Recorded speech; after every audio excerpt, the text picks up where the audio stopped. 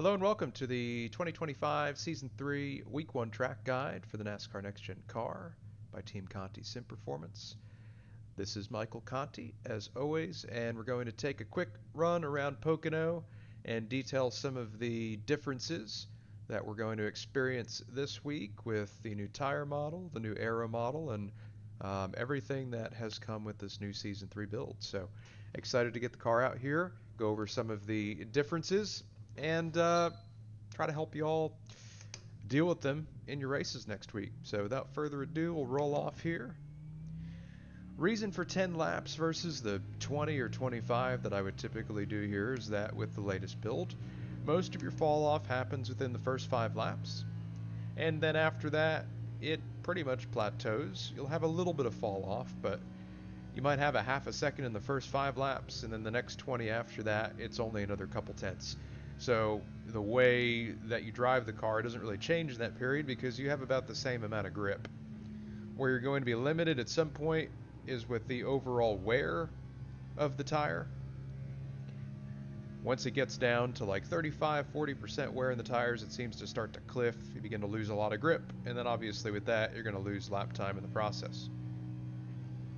With this new build and the new aero specifically, you really want to drive this car as straight as possible. In the old build, you could skew out the rear, you could really lean on the right rear and it would take it. You cannot do that anymore. And that's a good thing because these next gens in real life, they have to drive them really straight. Straight in, straight out. Carry a lot of momentum. Try to use as much throttle as possible, but not step over the limit of that slip angle on exit. And so keeping that in mind, really want to be smooth, really want to make sure that we're deliberate in the way that we're reapplying throttle in the center. And just do everything we can not to slip the right rear. From a gear standpoint this week, we're going to be keeping it in fourth for the second 2/3 of the lap, if you will, the last 2/3. So backstretch and short shoot, going to keep it in fourth. You're going to go down to fifth, or up to fifth rather, down the front stretch. And that'll be pretty consistent throughout the race. You may need to use fifth gear down the backstretch if you're on fresh tires or are in heavy draft. But again, thinking about the new aero model, the draft really doesn't pick you up as much speed as it did before. So you may just be keeping it in fourth regardless of the draft. But if you have to use fifth as a sort of overdrive down this backstretch, go ahead and do that. Just make sure you're getting back down to fourth into the tunnel turn. A little bit of brake into the tunnel, just enough to encourage the nose to turn in. Try to get right down to that white line, but not to the left of it. You don't want to get on that apron and bounce the rear of the car. The diffuser is still as sensitive as ever, so you don't want to upset that because that'll absolutely kill you on exit. We're starting off the run here in the 53 O's and 1s. Could probably go a bit quicker, but keeping a little bit of load out of the tires is not a bad thing necessarily to start. Seems like once you start to overstep it on these tires, it sort of creates this domino effect. It begins to compound on itself, and you might be a 1 out of 5 loose the first lap that you overstep it, and then the next time you go back to that corner, you're 2 out of 5, and then a 3, 4, and it just continues to build until you back it down, take some of that temperature out of the tire, and get back to sort of your baseline driving, if you will, where you should be to drive to the limit but not over it and keep the temperatures in check while doing so. Tire saving, super saving, it doesn't feel like it's going to be a thing just because our temperatures are fairly low in the tires. They don't build a lot of temperature, but still you don't want to drive harder than you have to early in the run. The biggest thing when it comes to aero is going to be just getting clean air and finding it, because the car drives completely differently depending on where you are in the pack. If you're behind a car, you are going to be really tight if you're tucked up. If you're in front of a car and they get anywhere near your rear bumper, you are going to swing loose and fast. It's almost like that old aero loose effect we'd get in the previous generation cars, that magnified by 5 or 10. It is abrupt, it is out of nowhere, and once you get the thing into slip and you've got it yawed out, you just immediately lose downforce, you spike the tire temperature, and you crash. Going to be a lot of crashes this week, just putting that out there. And I think everybody's just going to need to have a little bit of patience with not only their own driving ability to make sure they don't step over the line and crash, but just be patient with the people around you. Everybody's learning, everybody's trying to figure it out. And I would just ask that you keep that in mind and you just show a little bit of grace and good sportsmanship when somebody inevitably makes a mistake. The rear aero grief, as the younger generation calls it, also known as aero loose, that is just killer. So if you can not pack air behind somebody and do that early in the race, I think that would be smart. If you have to use it at the end of the race to get somebody out of the way, go for it, but just be mindful of how you're manipulating the cars around you. And again, like I said, the aero tight is very much there, and it's worse than any previous build in this next gen, so getting out from behind the wake of the car in front of you will be crucial as well, whether that means poking the left front out or getting the whole front end exposed by running higher. Definitely something that you need to do when you can do it. Tunnel turn, you're pretty much line locked there, but 1 and 3 you can be flexible and run higher if need be, and really generate some good momentum if you've got people stacked up on the bottom and feeding each other dirty air. So as you'll see here, we're working lap 6, started off at a 53.05, I've fallen off to 53.27. Could have probably went a little bit faster to start, but ultimately this fall off in the first 5 laps, probably 3 to 4 tenths or so, and then it'll fall off a little bit more through 10, but really 10 through 20, not a whole lot of fall off, maybe a tenth.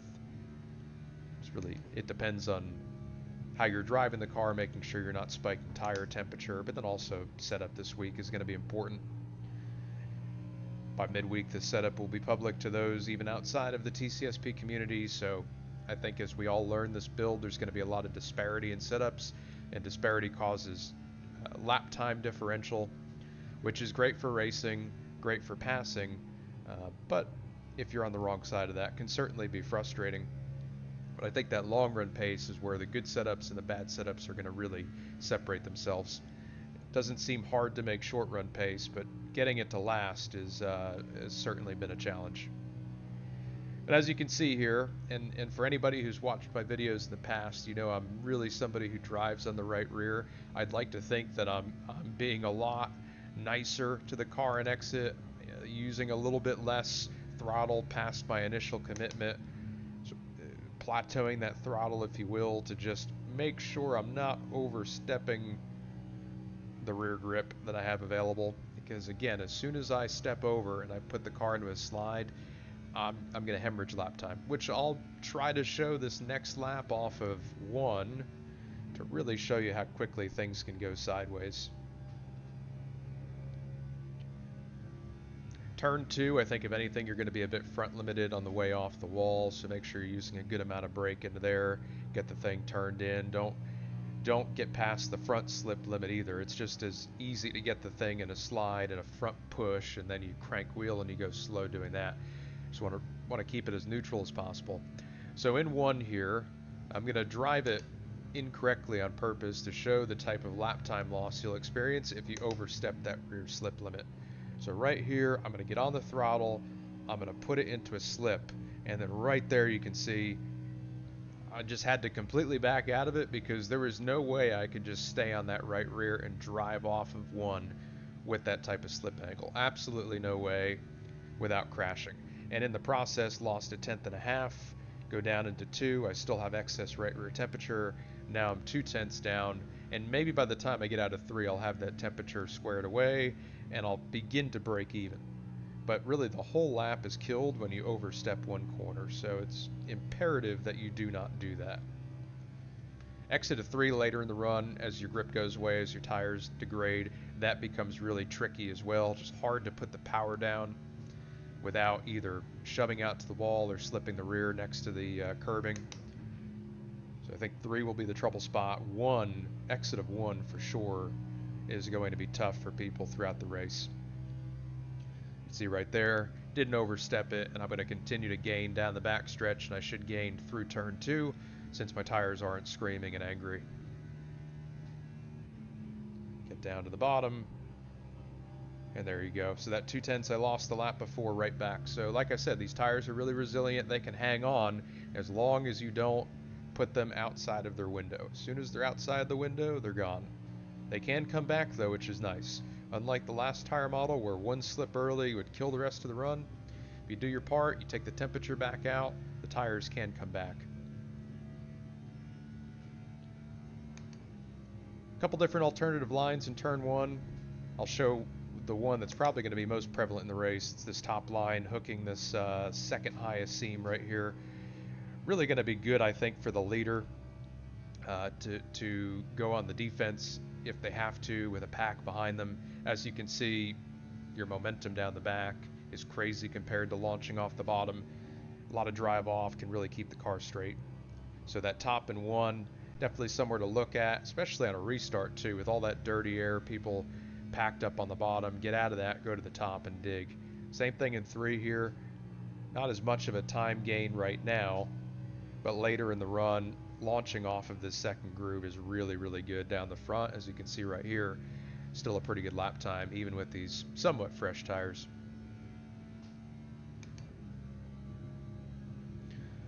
We'll bring it into the pits this time by. Show a mock green flag pit road entry. Pretty straightforward pit road here, but because you've got such a long runway to the commitment line, it is easy to either underdrive it or overdrive it. And I would say the brakes this build are a little bit different as well. A little, not necessarily weaker, but maybe spongier. You kind of have to get into them more. So be cognizant of that. Also, it really has a tendency to start oscillating the rear diff under heavy braking. So we'll exit turn 3 here like I typically would, but start braking right there. Speed line is there. And you can see I was just using a little bit of throttle to settle that rear because I had that bit of rear oscillation, almost like a wheel hop, if you will. So just be careful on your decel right there, because it will be easy to loop it around because it feels like it's got so much rear brake. And there we go. So we'll end the run there, and I will hop out of the car. We'll really just break down this hot lap, spend most of my time here with you guys, and dive into the lift points, the throttle application, why the throttle is doing what it's doing, seeing how the throttle interacts with the wheel and what kind of relationship we have with them, and just really try to give you the most context as possible so you can make good decisions in the race, extract pace, but not go over the limit. So coming down the front stretch here, into turn 1, shifting as late as possible into 5th. I don't think I really talked about that during the run, but your rev limiter's at like 9,000 and change. You want to shift right before that. We're making a lot of power still at the top end of the RPM range, so ring that thing out, then shift to 5th. Don't short shift. It's not a big difference, but a couple hundredths here and there could be the difference between completing a pass into 1 or not, or on a Q lap, being pole or being second. So do anything you can to gain an advantage. Into 1, where's the lift point? So we've got cones on the fence. We got a 1 cone right here, driving in past that, and lifting a couple car lengths past the 1 cone. Immediately off the throttle and into the brake, there's your downshift right there. 25-ish % initial brake pressure, and trailing that heavily into and through the entry phase of this corner, through what I'd consider the 3/8 as we pass the turn 1 signage on the wall, and then really trailing off just at that signage, just before the Pocono signage, and going into a free roll. Not a whole lot of wheel. I want to keep the thing as neutral as possible. And again, my limitation, if anything, is going to be right rear grip on throttle, on exit, at the very, very last stage of the corner, like past the 3/4. That's where it seems like the grip just quickly goes away if you overdo your initial throttle way back here in the corner. Like everything you do back here is going to affect what happens way down there. Again, that's why entry is the most important part of the corner. But it's almost like that initial throttle application has become even more important now because we have to keep this car so straight to make lap time. So going through the free roll phase here, lots of free roll, and then it'll be a pretty healthy dose of initial throttle, 50, 60% or so. Not all the way on the yellow line. It's very bumpy down there. Give yourself a little bit of space. There's many different ways you can take one. You get some people, they kind of wrap this first seam. You've got some people who use a wider entry and they cut down later. I like being lower than most because I feel like when I can get my car to work down there, it helps me in the long run launch and set up passes off of one with good forward momentum. But to each their own, see what works for you. But a little bit of space in between me and the yellow line here. Plateauing at about that 75% throttle. You can see it's not changing. A little bit more wheel right there as we pass the center of the corner. And it's just staying at 75%. Could I go to 100% throttle here and make the exit? Possibly. What are the chances that I do that and I slip the rear and lose 2/10? Pretty high, more than 50%. So when you're racing, you always want to make high probability moves. And you want to make smart decisions. So my decision here is this. Do I go to 100% throttle, have probably a 30 to 40% chance of making the exit to run, let's say, a 52.95, okay, on lap one? Or do I keep it at 75% throttle, have a 90% chance of making exit or higher, and run a 53.05? I'm going to take the higher probability with the slightly slower lap time because if I fail to execute the lower probability technique, which would be to go full throttle and see what happens, instead of running that 52.95, I'm probably going to run a 53.25, or I'm going to crash because once these things are gone, they're gone. There's really no saving them anymore. There's nothing to lean on. So again, that's the type of thing that you need to be thinking about when you're early on in a race, in a run. You have to be smart.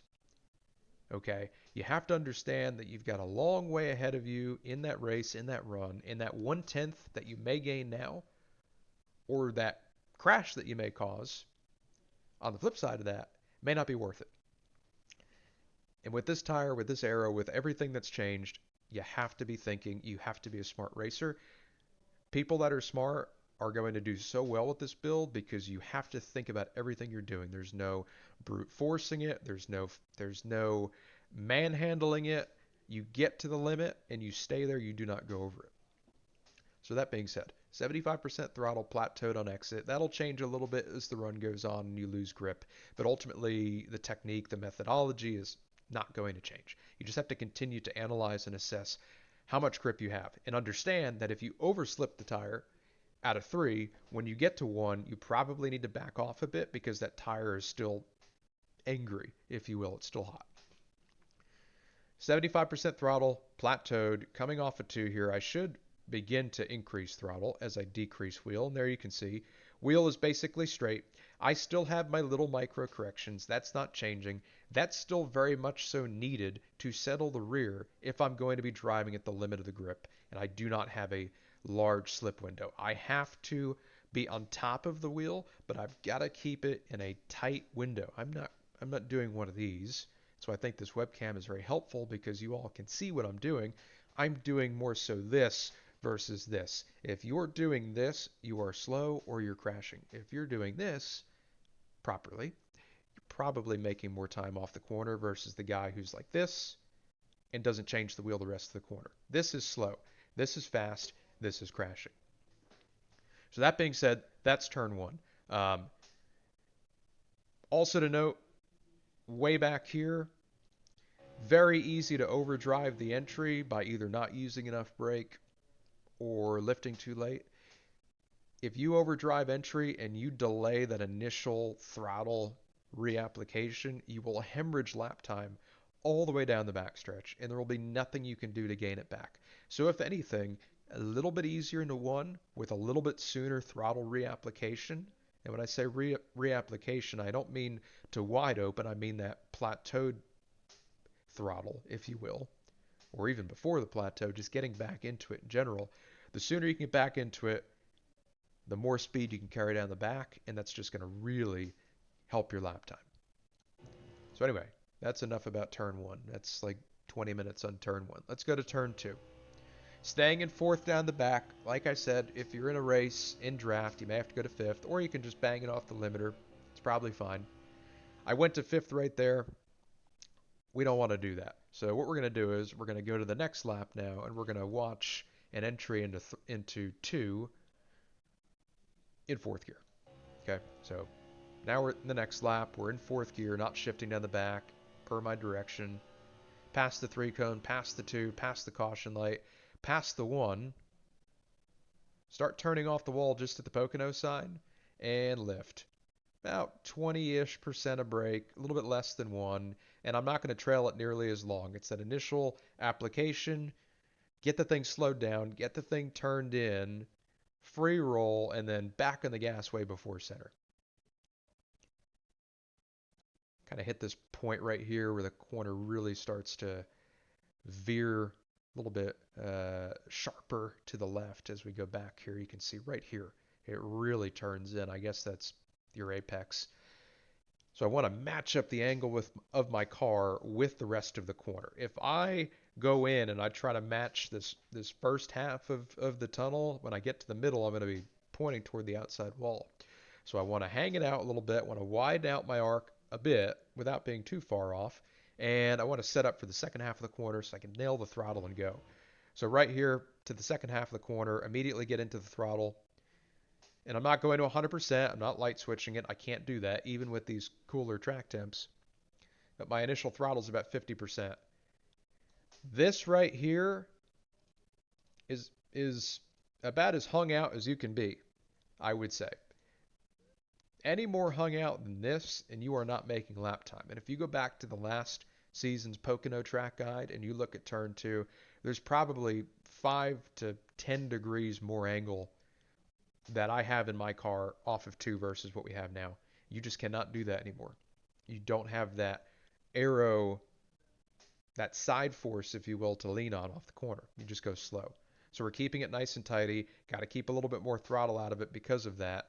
Get past the 3/4 mark and to full throttle and just bring it out to that wall. There'll be a lot of people hitting this wall, especially when they're tucked up behind another car.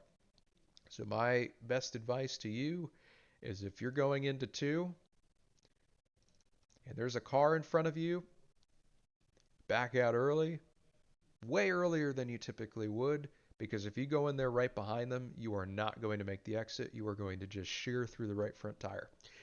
The only way you will get off of 2 better than them, if you're that close, is if you induce that aero loose effect and force them to be unable to make the exit because they're so loose and they're going to crash because they're hitting the wall with the right rear.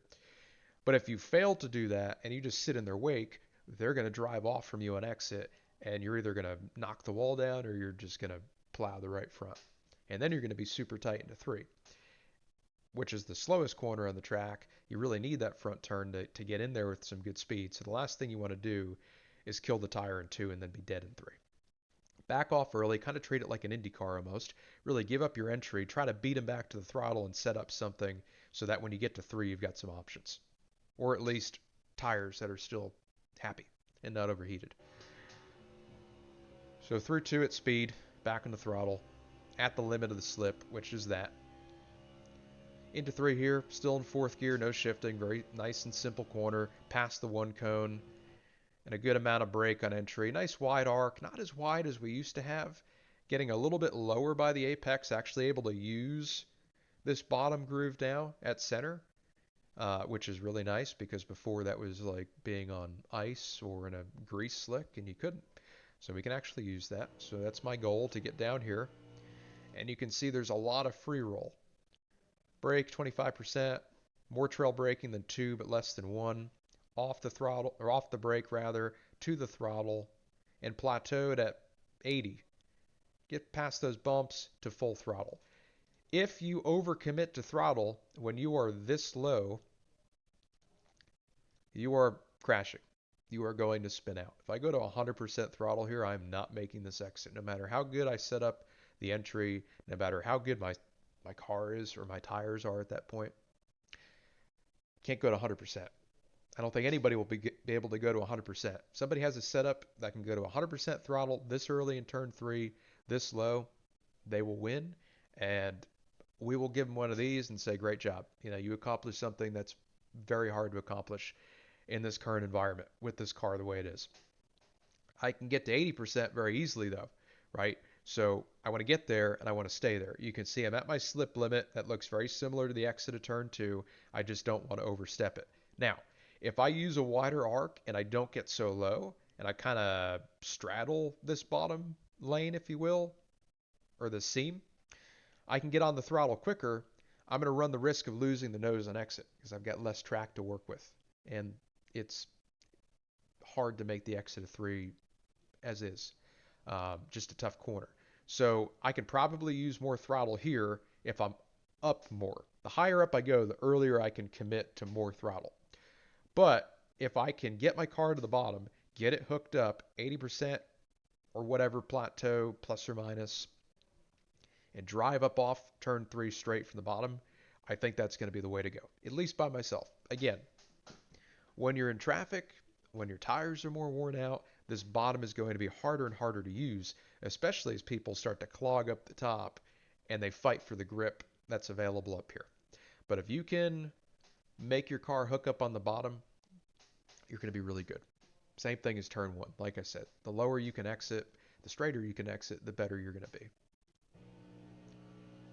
So off of three, use up all of the track space and come to complete the lap. Just want to quickly show the top in turn one and turn three. Just show you where you're targeting. Not going to go into that great a detail with inputs because they're not that much different. Probably rolling off that brake a little bit earlier, getting back on the throttle a little bit earlier, but still just doing everything in my power to keep the car straight and keep the forward momentum. And again, that's the second highest seam. I don't really want to be up here. If I had a car running here, I might want to get up here and get some clean air. It's going to be very dependent on what's going on around you. But if I was just by myself, I think this is the lane I would want to be in.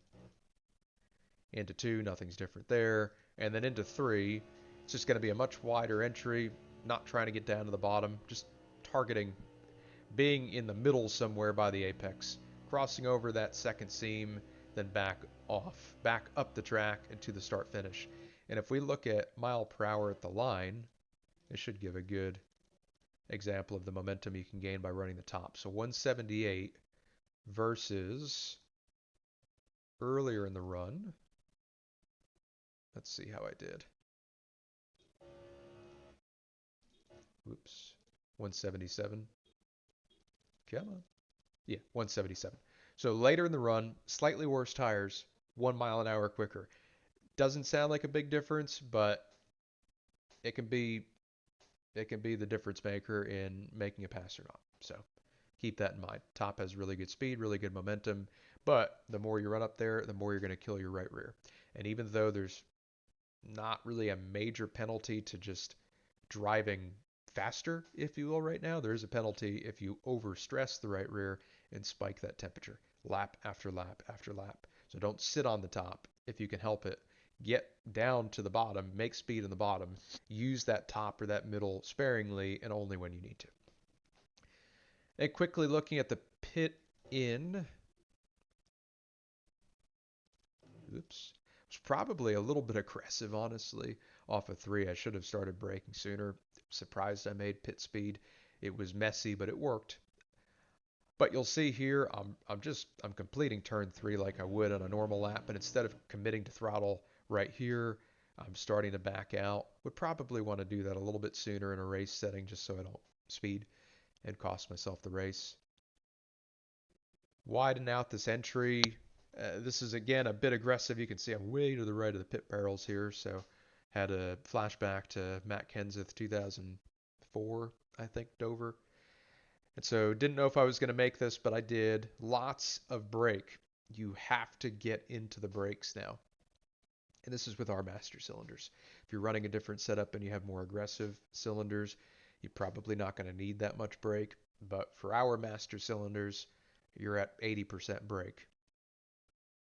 Downshift, and this little bit of throttle is just so I can limit that rear oscillation. Again, think wheel hop, and keep the car straight so I can, as efficiently and as effectively as possible, slow it down. If I'm bouncing the rear tires, I'm not going to slow it down. It's the same as sliding the fronts. You can be 100% brake, but if you're sliding the tires, you're not slowing down as efficiently. So little throttle in it as I go through my decel, almost 100% brake there.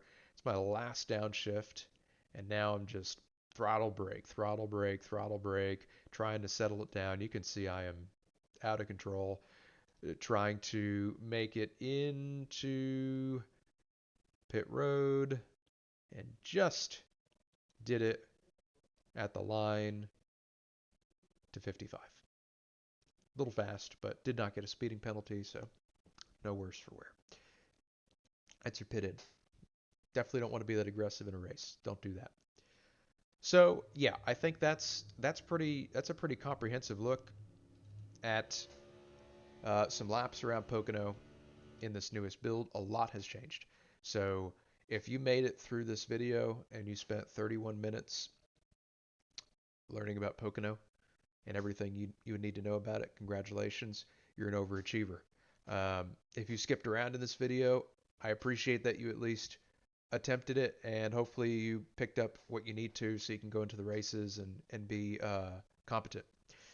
The worst thing that you can do this week is simply watch this video and then jump straight into a race without doing any practice in a pack with older tires, restarts even. Everything is different about this car. So everything you learned about it in the last 3 years it's been out, throw most of that away. Your basic driving fundamentals, they don't change, but the way you apply them to maximize the potential of this car is so much different than before. I cannot overstate that. I cannot state that enough. Everything is different. So get out on track, get in a practice. If you are a TCSP customer and you're watching this video before our Sunday session and you're listening to me, make sure you get into our Sunday session tonight in a few hours. Even if you spend 15 minutes in there, get behind a car, feel what the new aero is doing, and just try to pick up on some stuff so when you load into your first race, you can be that much better than those around you who didn't put in the work before the week started. So that being said, that is Pocono. That is week 1. We are into season 3 of 2025. The year is flying by.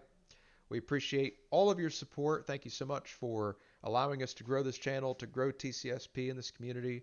And we're looking forward to a highly successful season in Season 3 across all 3 cars, but especially in this next gen, as it is wide open for us to really show what TCSP is capable of. Thank you so much for watching. Have a great week in week 1, and we'll see you next week.